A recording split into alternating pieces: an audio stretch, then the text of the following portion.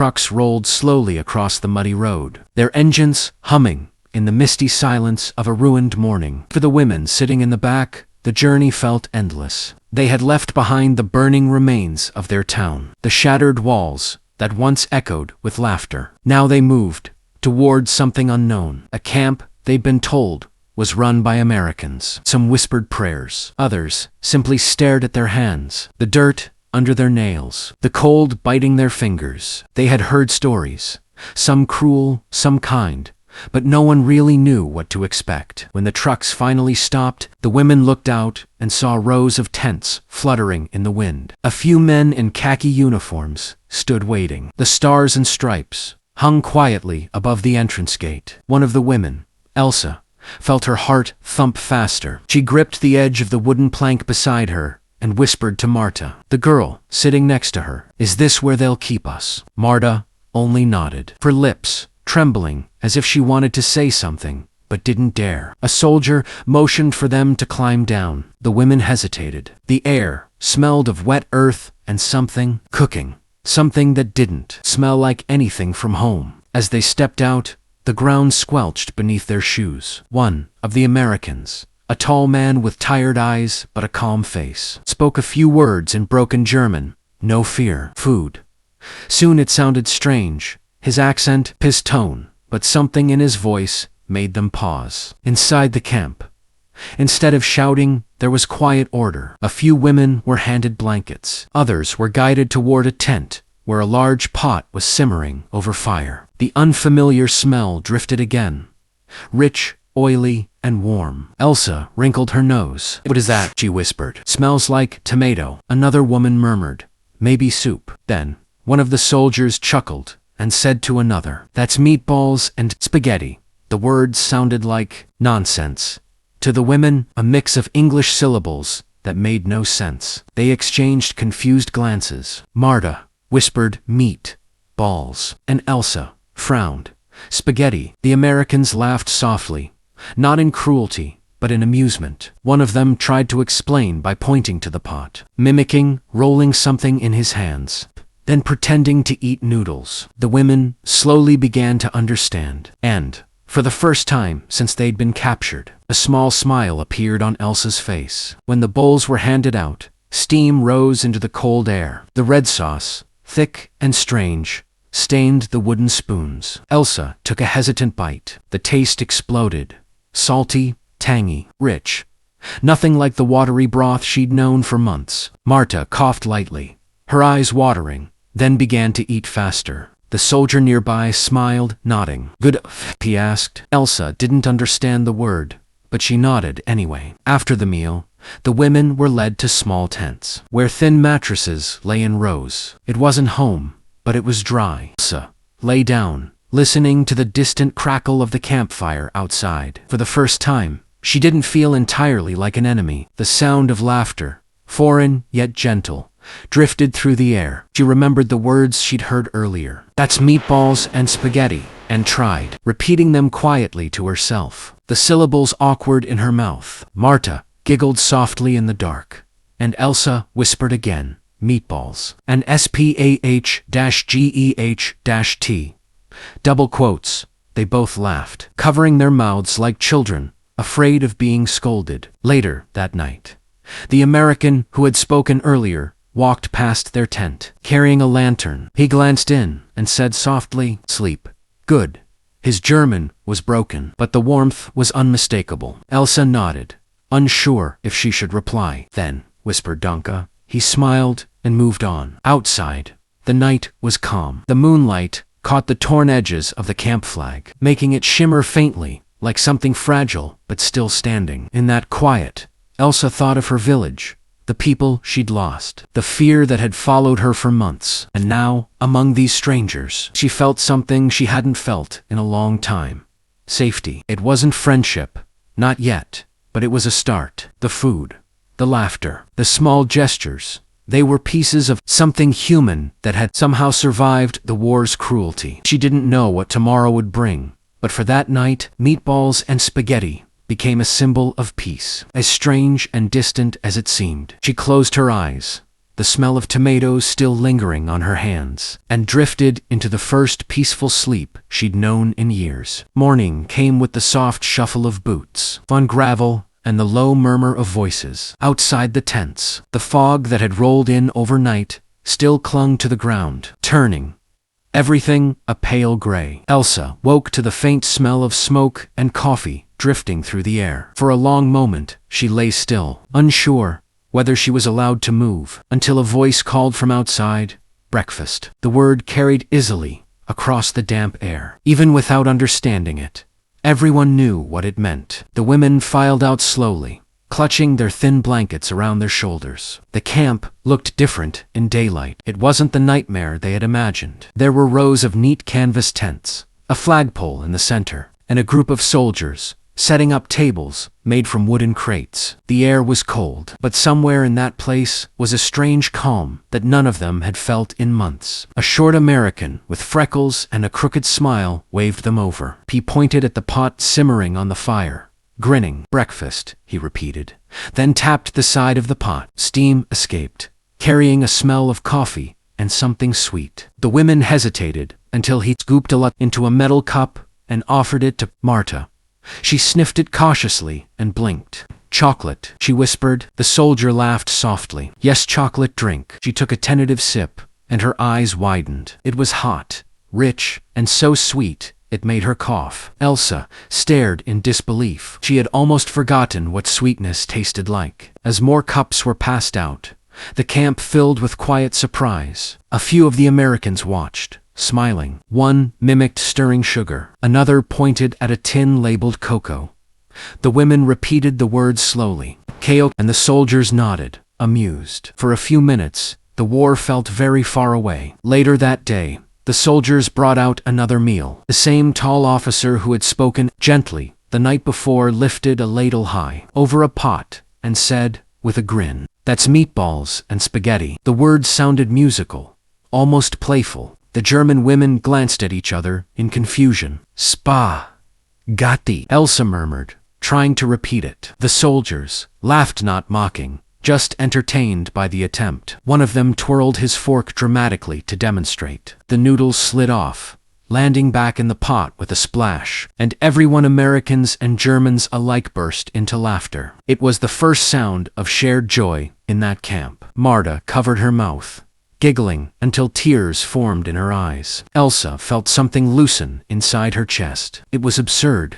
It was small, but it was human. When the food was served, she took a cautious bite and smiled despite herself. The tomato flavor was strong, the noodles slippery, and the meatballs unfamiliar, but she ate every bite. Around her, other women did the same. The soldiers watched with quiet satisfaction, as if feeding the former enemy was its own kind of victory. That evening, Elsa noticed a group of soldiers gathered near a jeep, a radio perched on its hood. From it came a crackling two-non-American swing song with trumpets and fast rhythm. She froze, the melody both strange and beautiful. One of the younger soldiers saw her watching and gestured toward the radio. "Music," he said, tapping his ear. She nodded slowly. He motioned for her to come closer. After a moment's hesitation, she did. The beat was impossible not to feel. Her foot tapped lightly in the dust. Behind her, Marta whispered, "What kind of song is that?" Elsa didn't know the words, but she smiled. "Something happy," she said softly. The soldier looked pleased that she understood. "Happy," he repeated, pressing his hand to his chest. "Ya happy?" She searched for the right English word, then simply nodded. "Yeah," she said. "Happy." That night, the women sat around a small fire near their tents. Someone had managed to find a few potatoes. Another soldier had traded them some bread. It was a feast compared to the months before. The sky above was clear for once, stars visible between drifting clouds. Marta whispered, "Do you think it's real? That they're kind?" Elsa thought for a while before answering. "I don't know. Maybe they're tired of war too." Silence settled again, broken only by the crackle of the fire. From the distance came the faint echo of laughter from the American side of camp. It was not cruel laughter, but light, easily co-whirled. They had almost forgotten. Elsa stared into the flames, feeling warmth spread through her fingers. In the flickering light, she caught the reflection of the stars in Marta's eyes. "Maybe," Elsa murmured, We're all just waiting for peace." The next morning, an American interpreter visited their tent. He carried a notebook and spoke careful German. "You are safe here," he said slowly. "You will be released soon, when everything is ready. You can write letters." He handed out small slips of paper and pencils. For a moment, no one moved. Letters. To whom? Home was rubble, families scattered. Still, the women took them. Elsa held the pencil like it was something sacred. She hadn't written since before the bombings. She wrote, "To no one in particular. I am alive. I ate warm food. They gave us chocolate. I heard music again." The words looked strange, like someone else's story, but she folded the paper carefully anyway. That afternoon, when the soldiers served lunch again, they smiled and repeated the phrase the women now recognized. "That's meatballs and spaghetti." This time, the German women echoed the words back, their accents thick but joyful. "Meatballs." The Americans cheered and clapped, laughing at the effort. For a few minutes, the war truly ended. In that small circle of laughter and food, as dusk fell, Elsa walked near the fence that bordered the camp. Beyond it stretched a field of tall grass, waving gently in the evening breeze. The world felt bigger again. She thought of the kindness of strangers who were supposed to be her enemies, and wondered how many small miracles like this were happening across the ruined continent. Maybe this was how peace began, not with speeches or flags, but with shared meals and quiet understanding. When she returned to her tent, Marta was already asleep. The blanket pulled to her chin. Elsa lay beside her, staring at the canvas ceiling. She whispered the English word she'd learned that day, faintly, then smiled faintly. The war had taken everything, her home, her father, her certainty about the world. But somehow, sitting under an American sky, she had found a small piece of hope. And that, she thought, was enough to start over. Days turned into weeks. The sun climbed higher every morning, and the camp began to feel less like a prison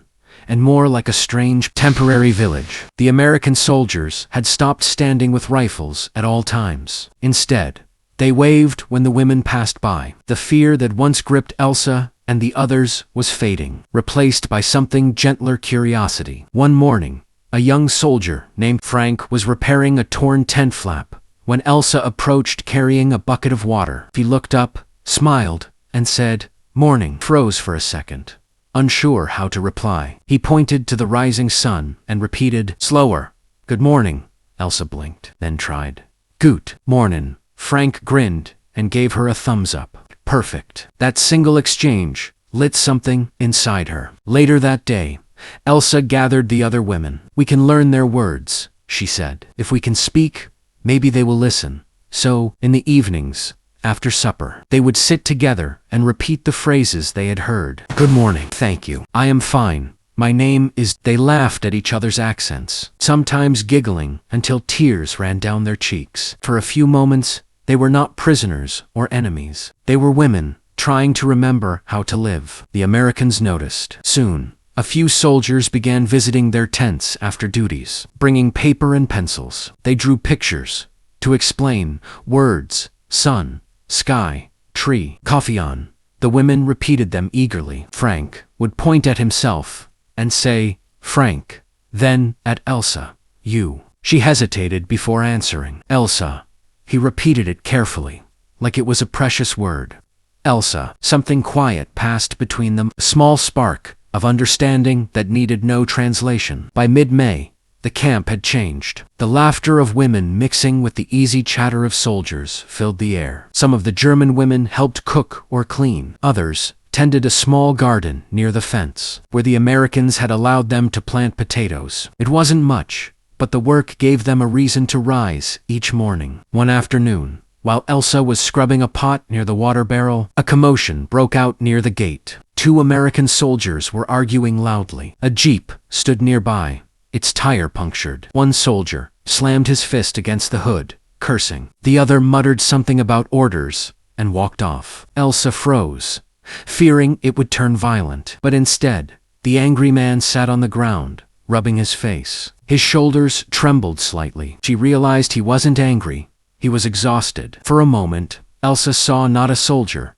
but a man far from home. She took a hesitant step forward, dipped her rag into the bucket, and handed it to him. "For face," she said, miming a wiping motion. He looked up, surprised. Then he chuckled softly and accepted it. "Donka," she whispered. "Thank you," he corrected gently. "Thank you." She repeated it. Their eyes met for a second longer than necessary, and both smiled. Later, that night, Elsa wrote in her notebook again. "They are kind. They laugh. They get tired. They cry. Just like us. Maybe that's the hardest thing to accept.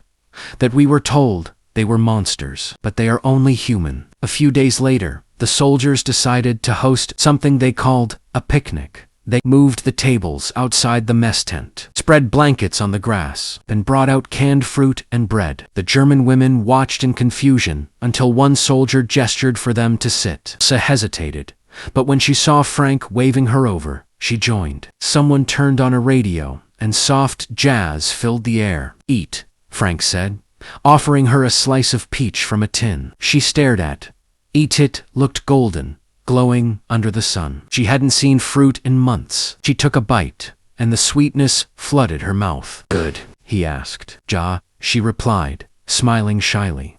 "Good." Around them, laughter rippled. The Germans and Americans, enemies only weeks ago, now sat together under the same sky, sharing food. One soldier played harmonica, another clapped to the rhythm. Marta began humming softly.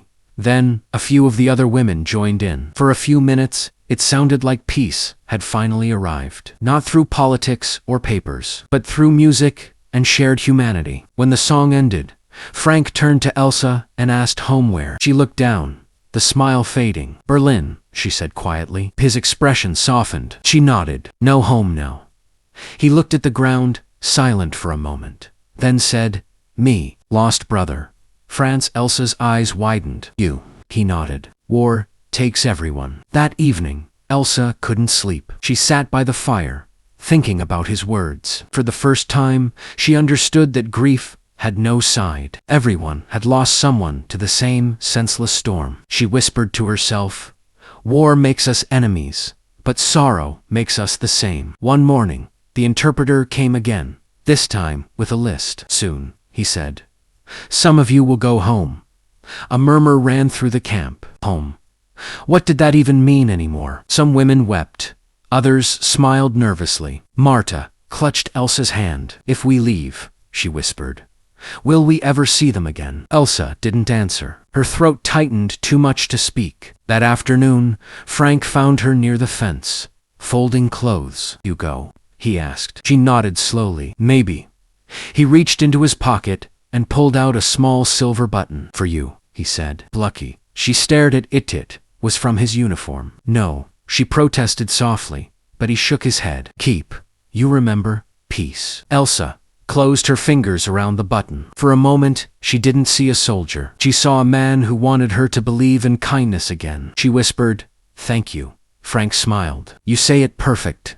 Now, the next morning, as the trucks lined up to take the first group away, the camp was silent. Soldiers helped the women climb aboard, some offering water bottles or blankets for the journey. When it was Elsa's turn, Frank stood nearby, hands in his pockets, eyes lowered. She climbed onto the truck, clutching the small silver button in her palm. As the engine started, she leaned out and called softly, "Frank." He looked up. "I remember peace," she said, in broken English. He nodded once, eyes glistening. Truck rumbled forward, dust rising behind it. Elsa turned for one last look at the camp, the tents, the flag, the people who had become unlikely protectors. She felt the wind lift her hair and whispered, "Maybe this is how forgiveness begins." When the truck finally reached the outskirts of Berlin, Elsa saw nothing but ruins. The city she remembered was gone, buildings collapsed, streets filled with debris. Yet in the middle of that destruction,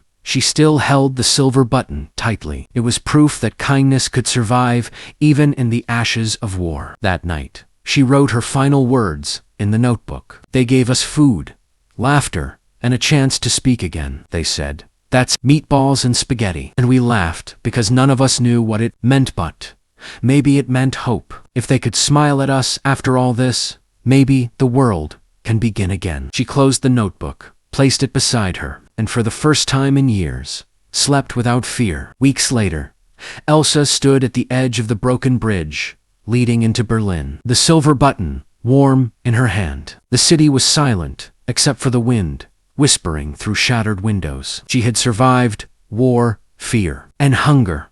But what stayed with her most wasn't pain. It was kindness. She remembered Frank's smile, the laughter over strange words like meatballs and spaghetti, and the feeling that maybe, after all the horror, people could still choose to be good. She looked toward the smoky horizon and whispered, "Peace is the bravest thing." A child passed her on the road, carrying bread. Elsa knelt, broke her ration in half, and handed it to him. The boy smiled shyly, and for a fleeting second, she saw the same look of gratitude she once gave an American soldier. As the sun dipped below the ruins, Elsa realized that forgiveness wasn't a single act. It was a decision made every day to believe again in kindness. And for the first time, she truly did.